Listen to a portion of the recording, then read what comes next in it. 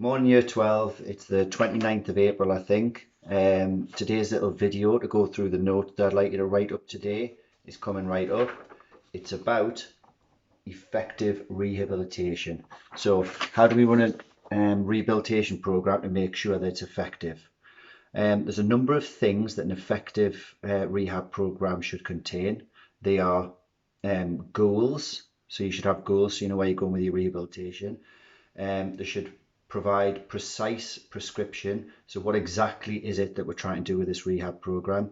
It should use all the available resources. I don't know if any of you watched Sunderland Till I Die, but they had a whole cryotherapy chamber there that nobody used at all. What a waste of time, what a waste of money, and it could have been effective. Wouldn't have kept them up though. In order to make sure that your rehab program is effective, we need to use the acronym ATCIT or ATCISIT. All programs should follow this to make sure that you're doing the right things. So the A stands for aggravation. Can we avoid aggravating the injury? Not doing exercise they're going to make it worse. And if you do happen to aggravate the injury, you need to monitor what's going on with that aggravation so you can step your program up or take it back a bit if it needs it. T stands for timing. So start the rehab program as soon as possible. The later you start, the slower the healing's going to be. I know that when I tore my cruciate ligament the first time, I waited months to start my rehab and it's never been right. On my other knee, I did start it straight away, which is why I've never had a problem with it again.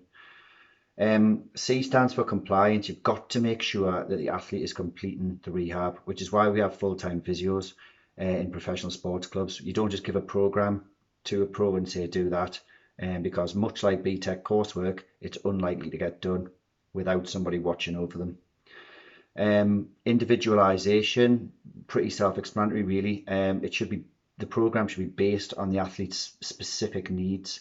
You can't have a one-size-fits-all program because as all people are different, all athletes are different too. The program should have specific sequencing, so you should be doing it in the correct order. Thinking back to yesterday's lesson, there's no point in doing the rehab that's close to them coming back to a game before you've done the basic rehab of strengthening part of the body that needs strengthening.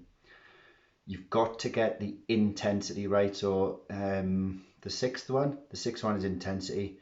The athlete's got to be challenged, got to be pushed to build those muscles and develop those tissues, but it can't be at the expense of aggravating the injury. If you're aggravating the injury, then you're going to be taking a step back in the program. It's going to take longer to get your athlete back to full fitness. And finally, you have to treat the total patient. Now, we call this a holistic approach. So we don't just look at the injury, psychologically, what's going on with the athlete, how is the athlete different to other people, so on and so forth. I'm going to follow this up with a second video, Effective Rehab Programs 2. Good luck with that one. Email me if you've got any problems writing it up. Thank you.